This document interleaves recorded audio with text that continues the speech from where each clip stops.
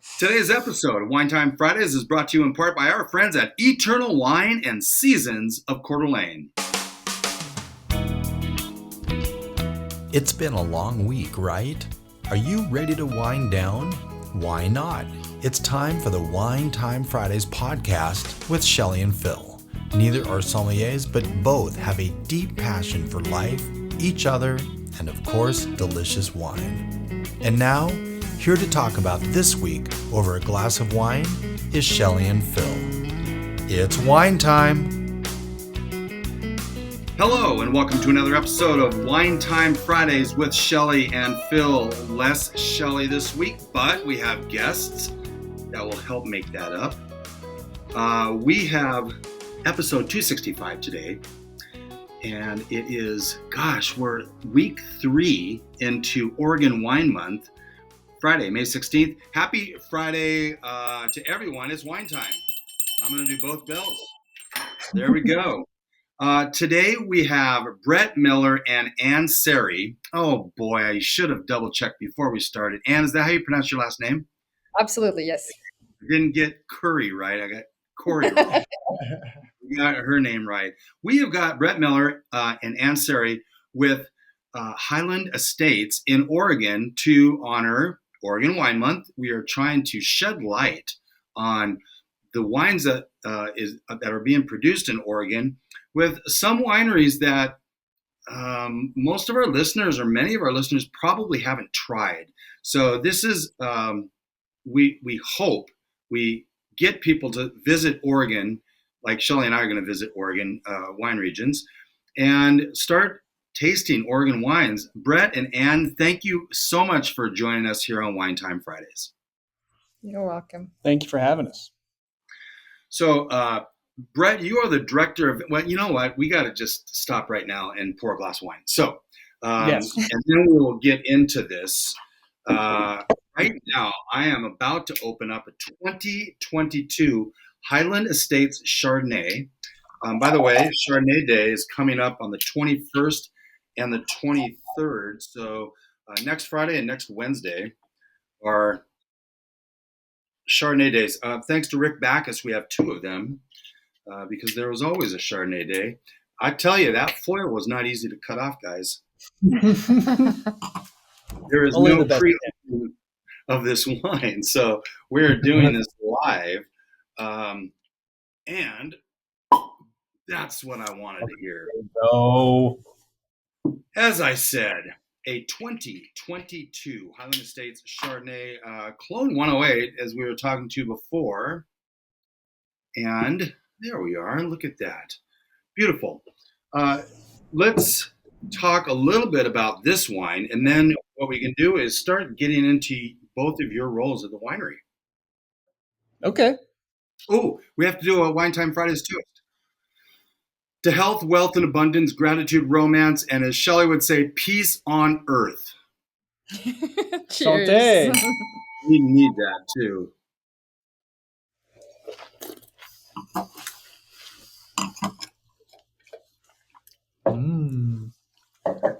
I'll tell you, we have gone to the next level in our house.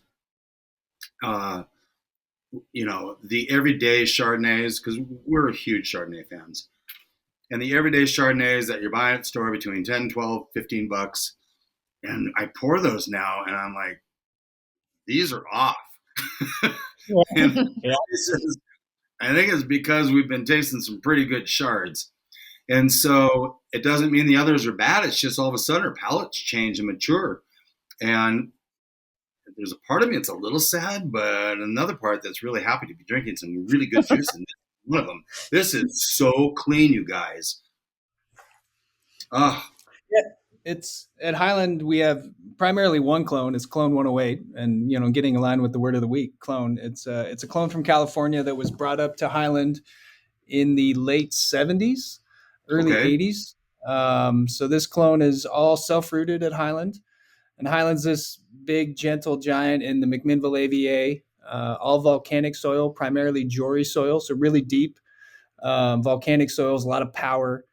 But the McMinnville AVA is right in the foothills of the Coast Range.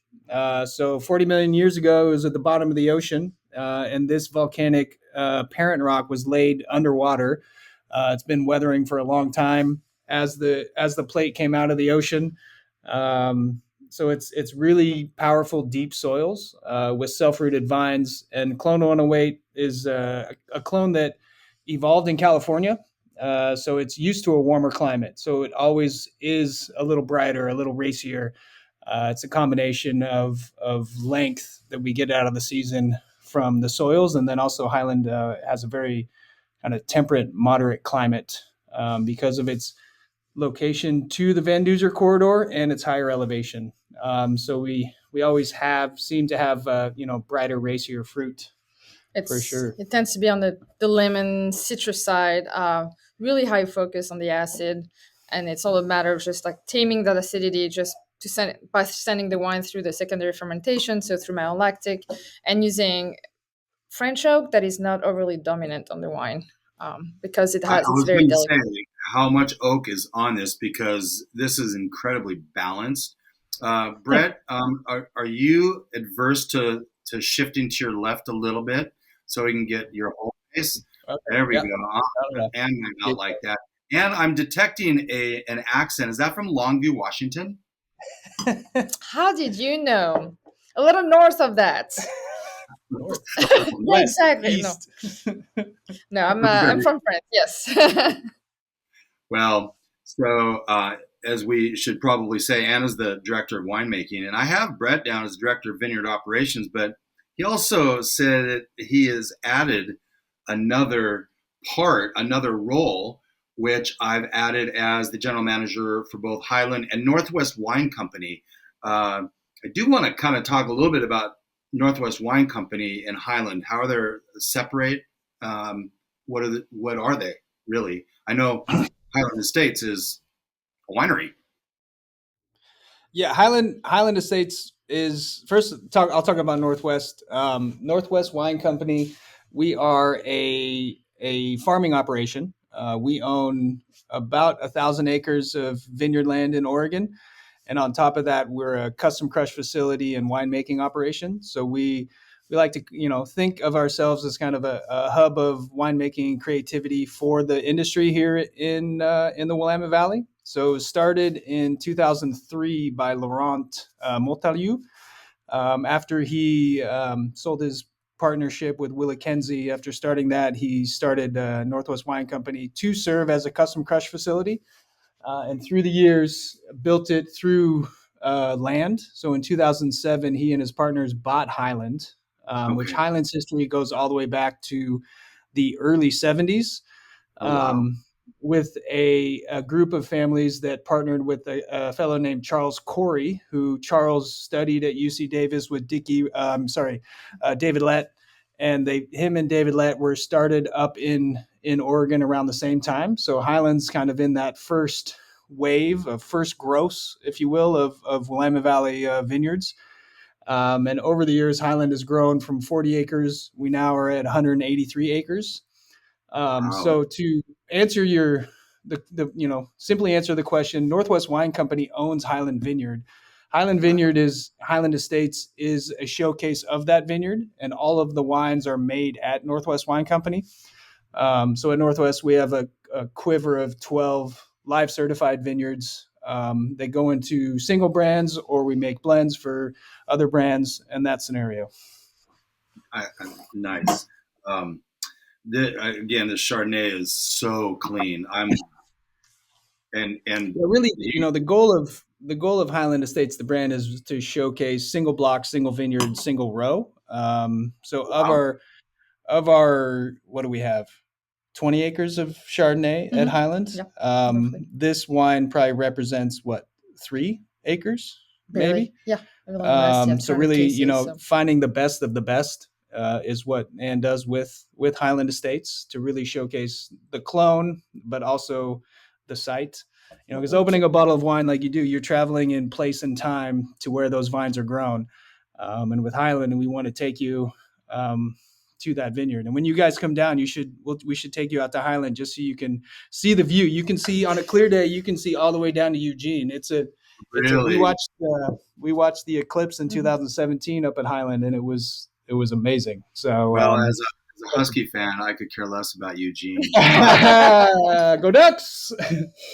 No doubt. I still am so angry about the whole Pac-12 thing. I can't even. Just so mad. And now I want them to do well. Along with the other Huskies and UCLA and USC. I want them all to do well because, everyone's like, you're going to come to the Big Ten and suck. Washington did last year. They did that really well, but others did okay.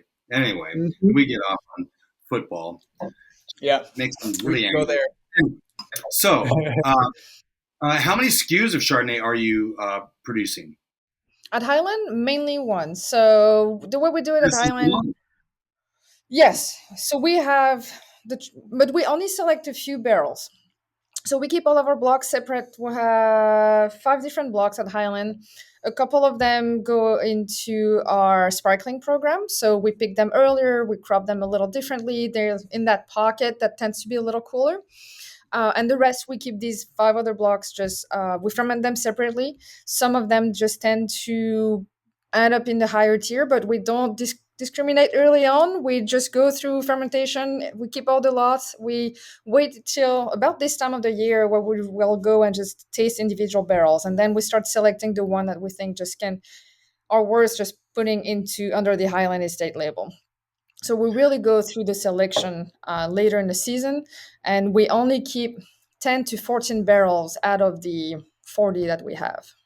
Are you taking the other barrels and you're selling those wholesale by chance, or putting those in different blend? We have other just Chardonnay program that are more Willamette Valley blends.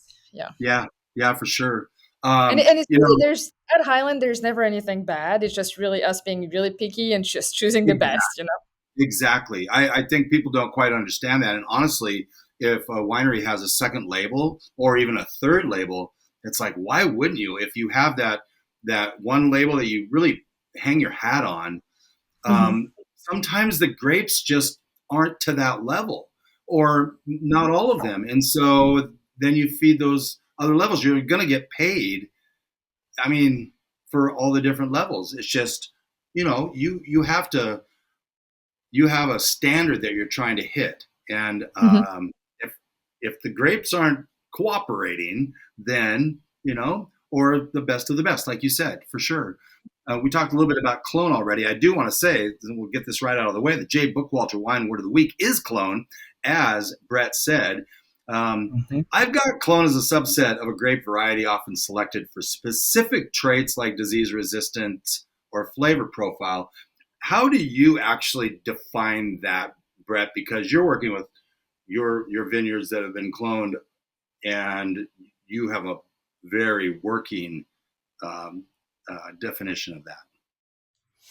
Yeah, it's all about variety and nuance.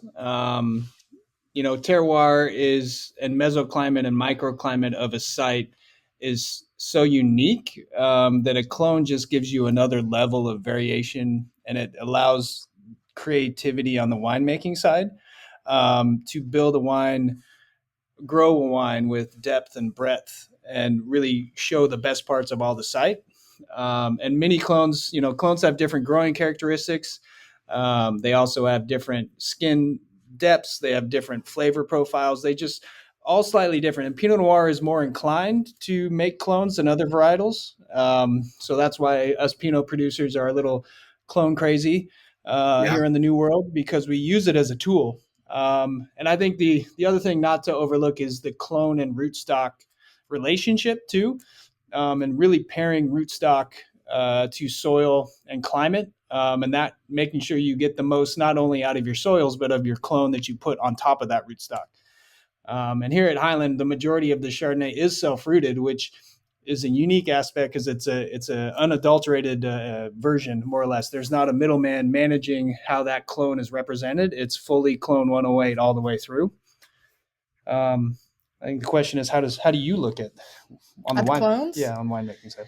It's site dependent, or it's soil type dependent more than anything. But we do assign certain characteristic on clones in general. On the macro level, we will know that a clone 943, because of the way just the berries are just so much smaller, we tend to have more tannins and just darker color. A Pommard will tend just to be fairly rustic. The tannin level is a little higher than the other clone. They're the same as the clone Dijon 115, but these can change based on site. Like that's really just the overview if you were to generalize over all vineyards, but then each side will just have a different representation of these clones. That's so interesting. You mentioned mesoclimate. Yep. And I had not really heard the term mesoclimate before. In determining what the wine word or words of the week was going to be, I almost went with mesoclimate, and I just didn't trust it.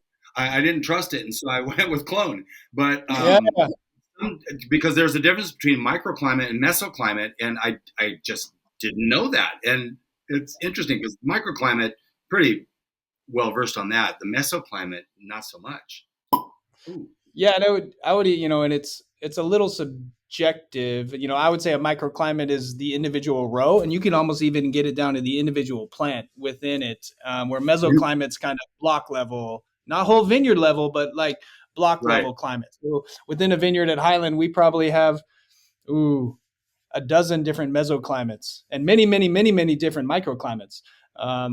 But you try to pair, and that's a lot of the development work that we do in newer vineyard sites, is not only looking at soil and electroconductivity and what we have in the ground, but how the terroir, the climate is in different spots, and try to categorize each different section and put in the right rootstocks and clones on top of that.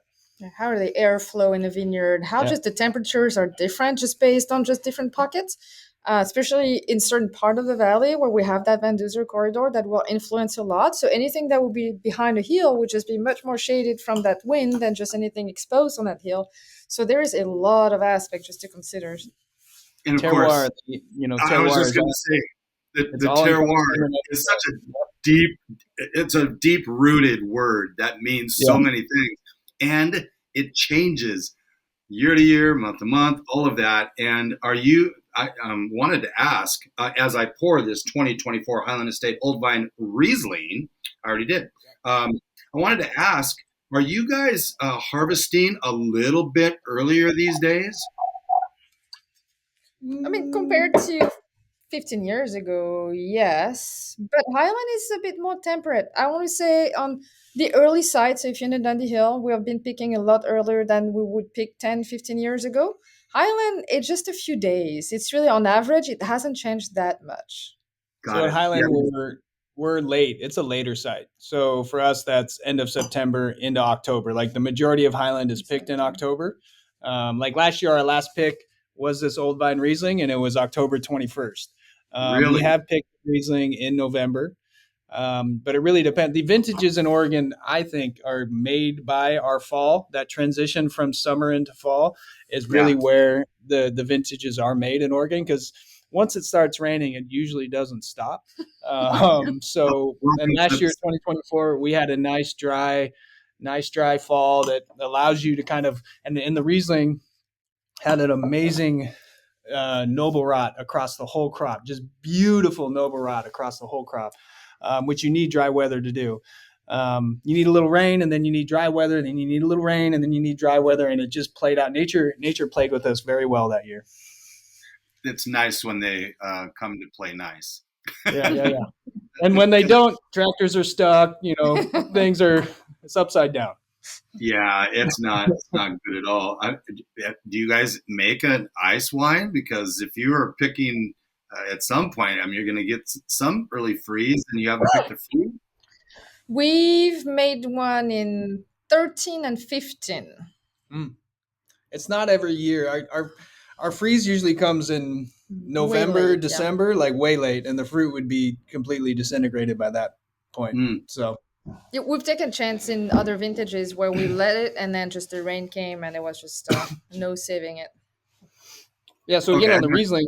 Old Vine, these are planted in 1971. So That they're would make an old vine. 54 today. Yep, self-fruited. And it's fun to see this Hyland as a vineyard because it's kind of a journey through tractor size and vine training, because the first rows in the 70s were 10 feet wide because that's how big the tractors were. And now we're down to 7 feet wide on the kind of the newer stuff. But self-rooted, big old vines, they have 10 by 10. So they have 100 square feet to roam. And so they definitely enjoy that. And we don't do a lot. We don't pull leaves. We just kind of let it happen, let it ripen. Don't really manage crop-adar. The vines kind of set what they want, and it always is this bright, beautiful, aromatic. It's a very aromatic wine. We work with skins a little bit. We do a little bit of skin contact on occasion, but it's minimal winemaking for Hyland. Do you typically have is this Chardonnay is 100%, right? Wherever it is, it's 100% Chardonnay, and this is 100% Riesling. I want to say 98% Riesling. Yeah. So because we also grow some Gewürz, so our Riesling has a little bit of Gewürz. We always do some trial, and the other way around is true as well. Our Gewürz always has a little bit of Riesling. There's a balance there and a few percentage that just make a big difference. I love that. Kissing cousins, really. That's very and the blocks that are just next to each other, and so they share the same terroir in essence. What makes a vine an old vine, and how long can a Riesling vine? This is 54 years, you said, 54 years old. How long will these vines go? You hear about it in Zinfandel, but not often in like a Riesling or a Chardonnay and things like that. Yeah. Well, to answer your first question, to be something called an old vine, there actually is no regulation of that term. We were just like, hey, it's old. It is an old vine. By our standards, it's an old vine. So we took a little liberty there, but it's very true. And you on the vine age, they could keep going as long as they're happy. Right.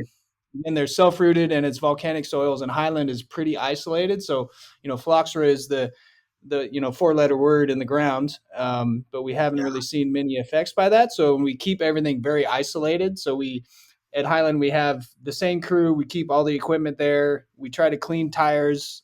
We don't make clients clean their boots, but we try to be as clean as we can just to prolong that. I don't really see them,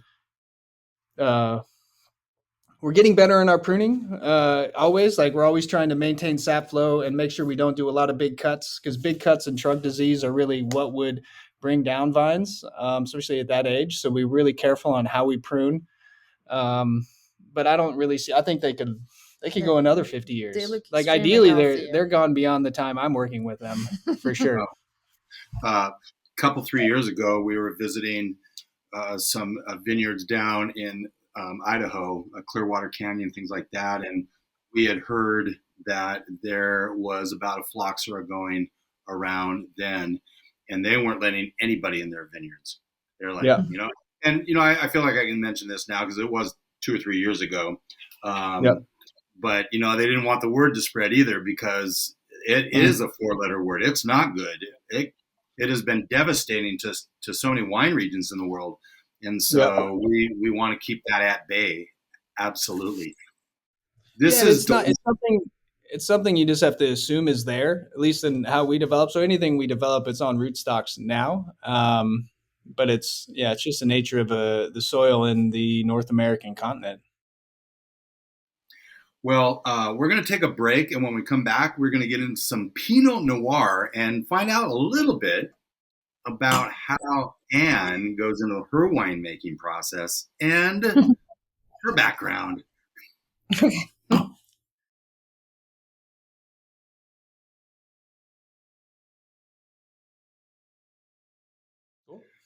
Welcome back to Wine Time Fridays, episode 265 on this third week of Oregon Wine Month. And we have got with us Brett Miller, Director of Vineyard Operations, as well as General Manager for Hyland and Northwest Wine Company, along with Anne Syrah, Director of Winemaking. And we have just tasted actually a Chardonnay and a Riesling now we're going to go into, we just had an old vine Riesling. We are going to do an old vine estate Pinot Noir. And I do love the way your corks come out very and poppy. Oh, there we go. We just opened the 2022 Hyland Estate Old Vine Estate Pinot Noir, and we're going to find out a little bit more about this. I would like, Anne, you to talk a little bit about your background and a little bit about this Pinot. Yeah. So I grew up in France. I spent a lot of time in Burgundy where my parents purchased some vineyards in the early 90s. So I started working in the vineyard when I was 14. During the summer, I would just do a lot of fruit thinning and leafing. Started being very interested when I was 16 and decided just that I wanted just to work in vineyards and make it my career. Went to vineyard management college. And my fourth year during my master's, I just realized that I needed also just to do winemaking. I could not just do grapes. I just needed to see the project through. So I did my master's also in winemaking, so the viticulture and winemaking from Bordeaux. And I came in Oregon in 2008 as an intern working for Beaufrère and fell in love with the Willamette Valley and just stayed ever since. And then started working with Laurent Montalieu in 2009 at Solena and went to Northwest Wine Company in Hyland in 2012. So you're primarily making wine in Bordeaux or around the winemaking process in Bordeaux, not in Burgundy? So I did my childhood in Burgundy and all my internship in Burgundy, just my college in Bordeaux. No worries. The reason I'm asking is I'm curious because it's not often you get someone who's got an intimate knowledge of both, sommelier, but actually getting your hands dirty in France, whether it's Burgundy or Bordeaux, and now you're in Willamette Valley, two completely different terroirs. Really, I prefer an Oregon Pinot Noir just because it's, to me, more fruity, a little bit more fruit forward. It's not, as our friend Gary Vaynerchuck would say, it doesn't have that sheep butt going on that you get in Burgundy. I keep wondering how he knows what that smells like, but that's just me. But I mean, there's a bit more pungent over in Europe than there is here. Tell me, what are your takeaways between the two? Because obviously Burgundy thinks Oregon Pinot doesn't even come close to their Pinot. Well, sorry, maybe we should have...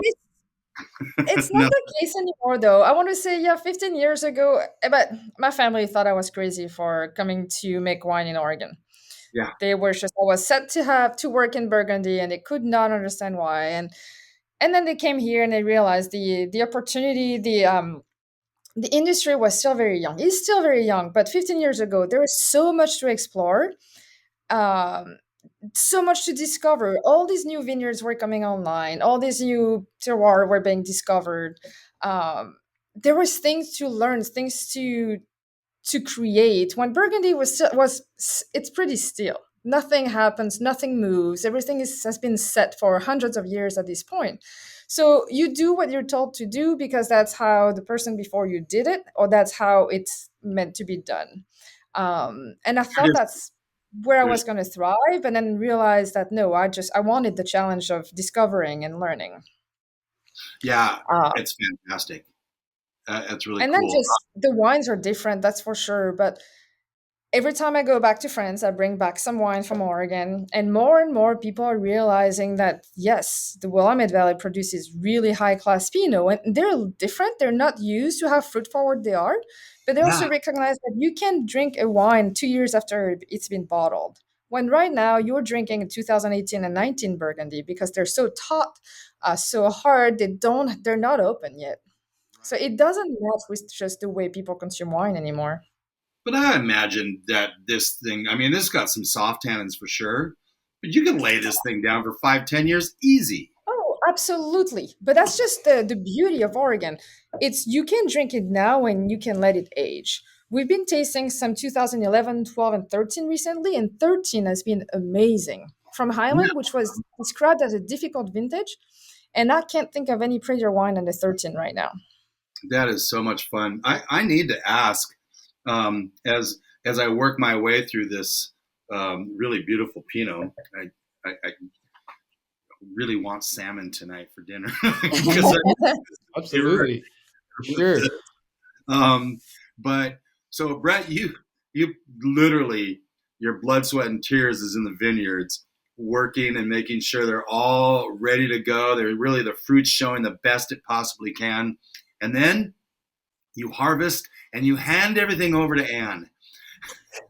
So how does that dynamic work? Because Anne, you've got a responsibility now in terms of one of the questions we've asked before is what's more important, the vineyard work or the winemaker? And my guess is it depends on who you ask.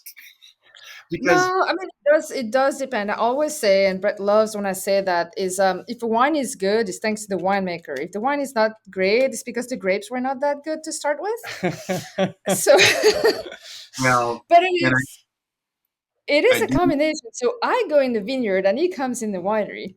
There that is and no that there's no work. handing off of a product. I It's think that's interesting.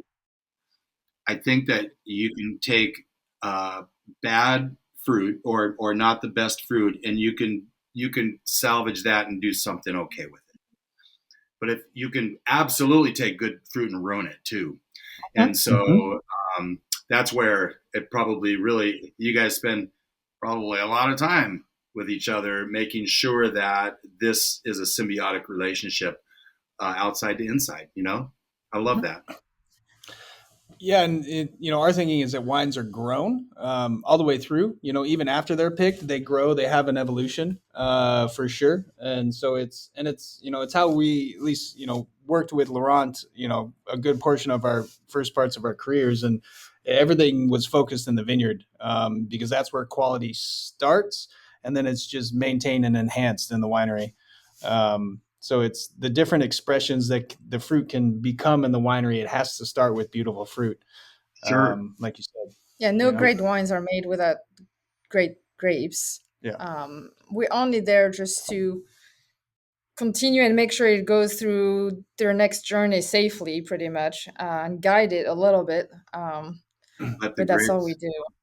And yeah, our take is definitely that of letting the fruit express who it is, and focusing on the site. Focus on diversity of the soils, focus on health of the whole farm system, to make sure the vines have what they need and they're happy, make great fruit. We and then let it happen in the winery. And there's, I think, over the years since we've been working with this fruit since 2007, is you've learned what barrels work best, what this does that, this it's block 3, we usually do this with block 3, like, Yeah, right? it's certain blocks just respond really well to whole cluster. Certain blocks just want extended maceration. We know that the Pomard, we will want to keep it on skin a little longer. Certain blocks just we want it off the skin and ferment fast and quickly. Just that's where you get the best of the fruit. So we've learned that over 15 years of just keeping all the batches separate and experimenting. Every year we always have a couple of experiments happening. Last year for the block 3C, so one of the Coury that we're about to talk about, we just fermented in different vessel and see just is there something that works better than the other. We always are trying to fine tune our winemaking to find the best expression of that specific block. So not about the vineyard, but about the block at this point, because they don't all respond the same way. And if you notice, just talking about just really highlighting the vineyard, Hyland has a fairly light color, which is not unusual for Pinot, but we work with many sites, and Hyland just has that distinction of being on the lighter side of a Pinot. It's very delicate. It's very rose petal, just light fruit, and that's something that we just try to preserve and enhance because you can't make a big Pinot out of Hyland. You could try it. We've done it as an experimentation, just on one block. Just let's try to extract as much as we can. Maybe it makes a better wine, and it ruined it. We just want to make sure. True to your area, I think.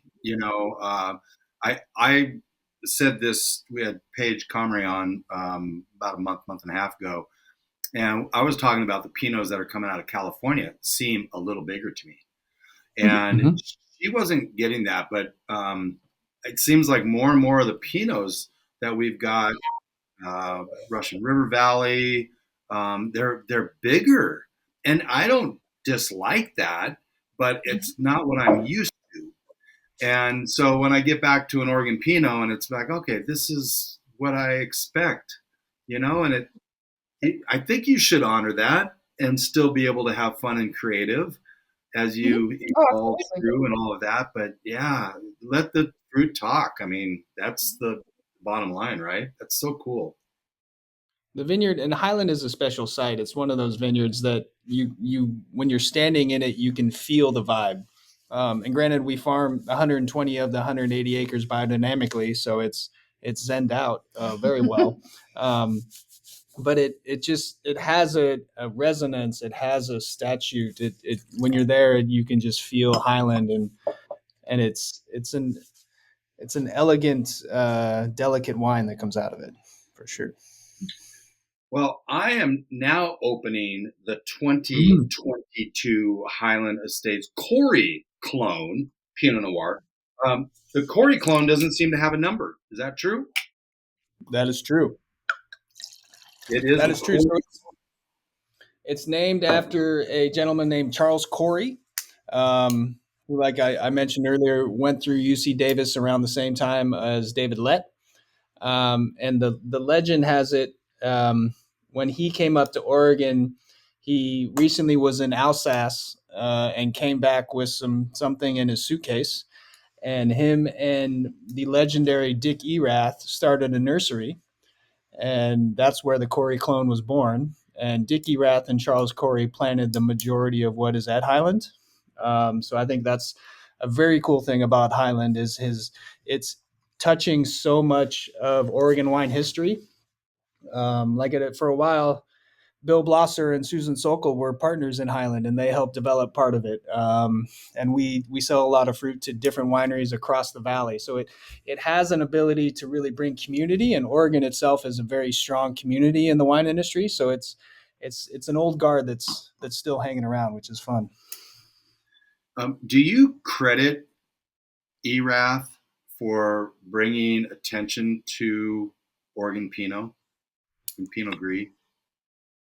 Oh, Dick Erath himself, being the aeronautical engineer, I think he was specifically, like he was the master tinkerer. Yeah, I credit him for really helping all of our farming as an industry and help us get to the caliber that we have in such a short period of time. It's only been 60 years or so since David Lett planted the South Block in the Willamette Valley. So I think Dick Erath was crucial to speeding up our increase in quality. I also know Dick Erath and Laurent, our founder, were very good friends, and he was also a mean poker player. Dick Erath was, so that's always fun. So yeah, I think it's everyone in the industry just stands on the shoulders of the people before them, and Dick was definitely a giant in that sense. And how do you approach making Pinot Noir vastly different than they do in some old world wines, or is it pretty much the same? I would think there has to be a difference, but I don't know that to be true. The winemaking itself, no, I guess having to shift a little bit the mentality of just in Burgundy, because of the way the high pH of the soil, the ripening happens very differently. You can have a very ripe Pinot at very low pH. And we don't have that in the valley. We have really acidic soil. And in order just to get that tannins ripeness, we need just to reach pHs that are a little higher in the wine. And that was a shift in mentality a little bit, just trying just to be patient and letting the phenolic ripen more than just looking at sugar level and acid level. That was just really tasting the grapes. When in Burgundy, numbers have been...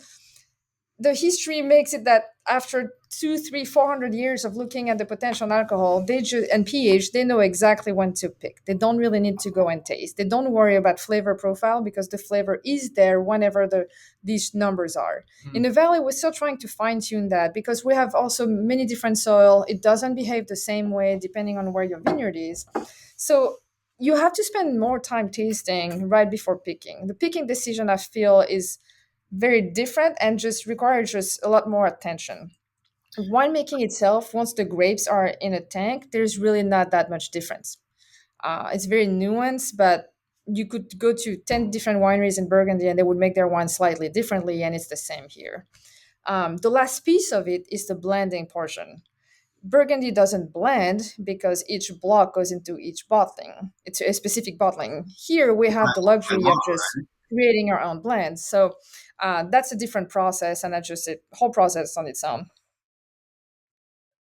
By law, they have laws they have to abide by. They could blend. If they wanted to, they could. They would just not be able to claim the appellation. If someone wanted to do something drastically different and create an uber just Burgundy wine, they could. But I don't think anyone have ever taken the chance.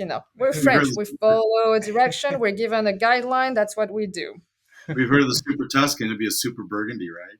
Exactly. Oh, couldn't call it Burgundy. That'd be super something. A super something. Yeah. Did the Missoula floods come down all the way to where you are? Mm-hmm.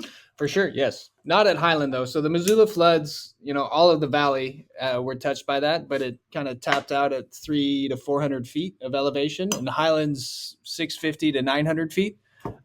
So it's old school volcanic soils. But yeah, the Missoula floods came all the way down for sure. Are you seeing a bunch of Mount St. Helens ash still within the vineyards? Because you're like right there. In the vineyards, not as much. There's one site in the old Amity Hills that we have that does have, a big, strong layer of volcanic ash for sure, but nothing too crazy. Water has been the main influence, with the Missoula floods, with the amount of rain we have. Like, the water is a driver in our soil erosion and soil formation. It's definitely a theme there.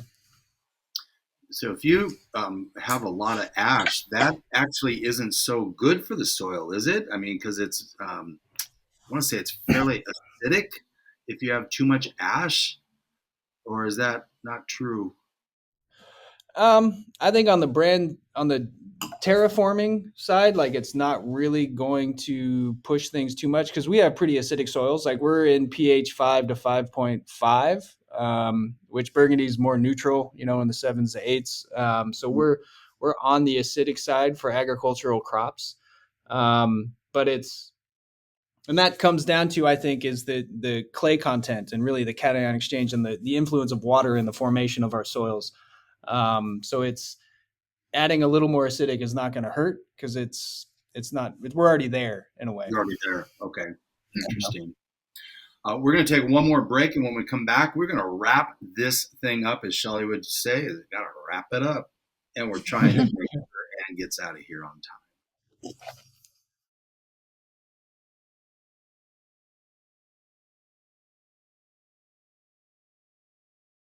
It's good. That's the first time I've tasted the 22. That's tasty. Mm-hmm. They're still a little firm, but yeah, they're tight wines. So 22 was not a cold vintage, but a late vintage. So it made it just the ripening at the end. We were just pushing a little bit because of the frost. So Hyland wasn't affected by the frost, but things were delayed. So we were a good month after most of the past 10 years. Mm.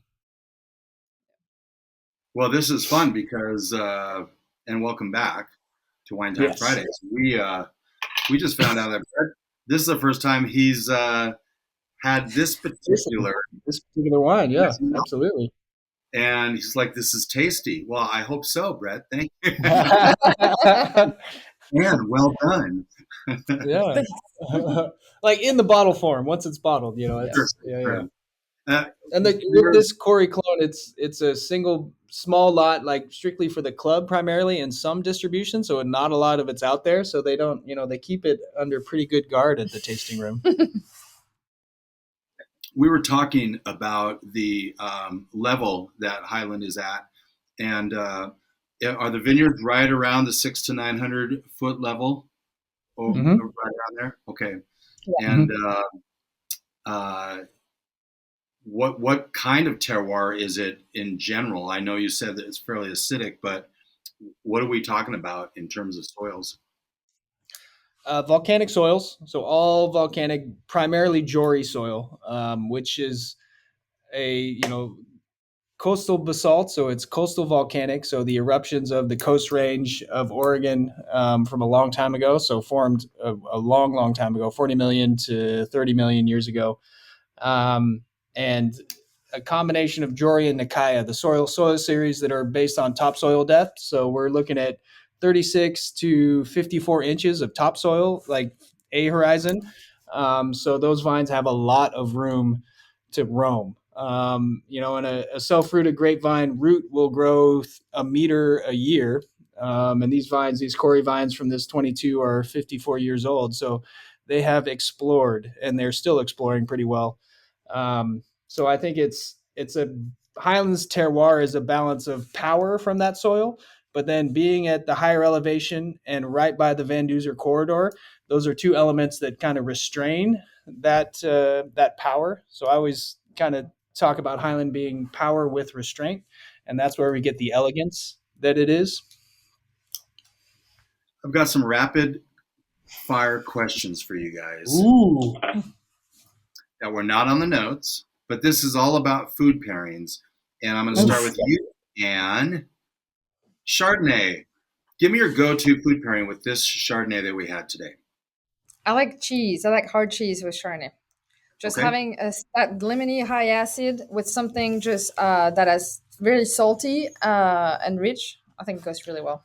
And I would, full disclosure, spoiler alert, and drink Chardonnay with everything. Everything. Chardonnay is her favorite. Yes. I'm not going to tell you which winery said this, but they said it's against our religion to grow or drink Chardonnay. And there are just people out there, they're ABC, anything but Chardonnay. We take the B out, and it's anything Chardonnay. Exactly. It's literally probably 90%, if not more. We open a bottle of Chard as we start, wine time on the deck, and then as we start making dinner, and then we'll usually end up with a red, depending on what we're having. Mm-hmm. But it I'm okay. Everything. You don't have to apologize to me. Where's Chardonnay house? You might have to apologize to Brad, but I was just. No. He's okay. No. What would you pair with this Chardonnay, Brett? Ooh, what did we have? There was. Well, this is a very specific meal, but this was this fall, and we were able to find some chanterelles in the foothills, not close to Highland. Well, a little, as the crow flies, not far. But we made an omelet with some chanterelles and had the Chardonnay, and it was pretty glorious. Isn't that fun? It's just so much fun. Simple mushroom omelet. I'm curious about the Riesling. We'll go with you this time, Brett. What would you do with this Riesling? Well, being in the Northwest, I like a good old dinosaur of a fish. So sturgeon is something that I would do, maybe with little greens, something fresh, something bright, but still has some weight to balance the brightness that is the Riesling as well. That's probably what I would do, I would think. And how about you? But again, I'll be more shrimp, but I do like just something a little rich. Shrimp, some cream, something just to cut that acid. And that slight sweetness of a Riesling. So it's a dry Riesling, but there's still a slight perceived sweetness. It cuts really well with anything a little creamy. It's so interesting. What is the residual sugar on this Riesling? 5 grams. So dry because we're on pH of 296 or something. So it's just really low pH. Yeah. And I just have to say, go back to what you were talking about, that Chardonnay with the lemon zest on it. It is so right there, right at the front of your tongue. Mm-hmm. And so that's beautiful. Okay, let's go with that 22 Hyland Estate Old Vine Estate Pinot Noir. And what would you pair with that? And is it going to be any different than this Coury? Probably not. I think they're in the same vein. They're just on the very delicate and spicy. I would typically go with some kind of risotto and probably some poultry, some roasted roasted chicken and risotto. So again, something on the richer side, just because it's an elegant Pinot and it cuts through and it helps just with anything that is a little heavier, in my opinion. Mm. Brett's been thinking really hard over there on this one. Mm-hmm. I am. He's getting hungry. I am. That's what it is. It's like, for what's for sure. dinner? Like, what are we cooking? And what are we cooking? I know. Yeah. I like to grill. Just over fire is good. I would do like a pork tenderloin with the Pinots, either one of them. Yeah. Something simple, a little smoke, but still has some fat to it that would be fun. Shelley does a pork dish that's got raspberry sauce on it, and just telling you, these would be fantastic for both. Mm-hmm. Mm-hmm. Okay, yeah, it is dinner time, isn't it? Some wine we enjoyed this week. We had a Cambria Chardonnay, a Coeur Cellars Chardonnay, and this is really where I need Shelley. The L'Orangerie Syrah. I don't know. I don't speak French. I should have Anne. You should pronounce this. L'Orangerie. Do you have your notes in front of you? I can see it. Yeah, it's thank L'Orangerie, you. but yes. Never. I'll never be able to say it. Some things coming up. We already talked about Chardonnay Day is the 21st and 23rd. We also have on the 16th, which is today, International Zero Day. Never had it. I'm considering taking that out of the lineup, or maybe I should go try to find it. But of course, Pinot Grigio, 21st. We're not big fans of Pinot Gris or Pinot Grigio. However, I know Oregon also makes some very good Pinot Gris.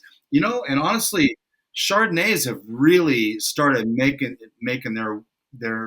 their wines known in Oregon. Oregon Chardonnays are becoming more and more prolific. I love that. World Chardonnay Day, 24th is the anniversary of the Judgment of Paris. That's always fun. Do you guys have any recollection of that whole deal and how? I don't think we were born at a time. The Judgment in the late 70s. Yeah, but Hyland wines were in that. Yes. In that voting. Yes, that's true. I don't remember the exact story, but wines from Hyland were actually in that and scored decently well. So that's the unique thing. Yeah. I have looked at the wines that were there, and now that you say that, that rings a bell. Huh? Interesting. And I think it was made by, I don't remember. I'm not going to say I don't remember, but I know they were involved in that tasting. For Interesting. Sure. We're going to try to have both Stag's Leap and Chateau Montelena on cool. For next year, because next year is number 50. I guess it was 1976 is when it was. Yeah. It's 50 years next year. And let's see, June's Idaho Wine Month. I guess that's about it. What to expect next week. We have Ella and Drew with Compris Vineyard. I want to thank today's sponsors, Eternal Wine and Seasons of Coeur d'Alene. I want to make sure that that is correct, and it is. Have you guys got anything that you want to add before we put a bow on today? Ooh. Just to come down and visit us. For anyone just listening, the valley right now is looking gorgeous. Yeah. It's that time of the year where just you want to come to Oregon. Until last week, you probably didn't want to come and visit, but from now until October, anyone who wants to come and visit the valley, now is the time. Yeah, I would second that, and that everything. Oregon is such a unique terroir, and there's so much little microclimates within what we do here and what everyone does here in the community. It's a great group of people that enjoy agriculture and making unique things from the fruit they grow. So it's a cool experience. Everyone's going to welcome you. They'll probably end up at someone's house for dinner. So yeah, come on down. Or over or at or wherever. Yes. It sounds like we've got the vines are starting to really come to life at this point, right? You got leaves pushing and yeah, we're about almost a month in to growth, so we're just getting back to that point or past that point where the vine is using their reserves to where they're starting to photosynthate themselves. We've got a couple sprays in. We got our compost and chicken manure out. It's the season is off and running, but it's nice and moderate. So we have a good, 2025 is starting pretty chill. So it's good. It helps us, get kinks out of the tractors and make sure that we're farming all right. That's fantastic. I want to thank both you guys for coming on with us. And again, I apologize. Shelley wasn't here. She is really the light of the episode and the podcast. I'm just, I just drive.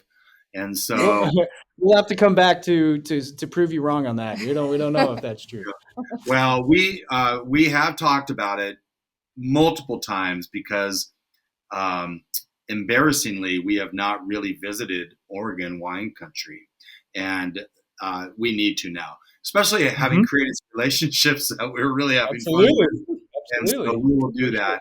So I want to thank both of you for coming on. Thank you again. And these are delicious wines. Look them up in the show notes. You have for each of these wines, will take you directly to that order page if you want to order some wines. And with a little bit of knowledge, wine becomes a lot less overwhelming. Thank you for being here. We'll see you next week with Compris Vineyards, and have a great weekend. That's it. I was going to say Happy Mother's Day, but that was last time.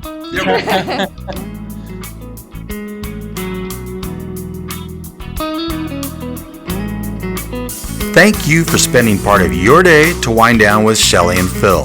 Remember, you can listen to any episode of the Wine Time Fridays podcast by visiting winetimefridays.com or wherever you get your podcasts. And join us on our Wine Time Fridays Facebook page, Instagram, or on Twitter, which is @VintageTweets, for daily conversation. Until next week, here's our toast to you. To health, wealth, abundance, gratitude, peace on earth, and of course, romance.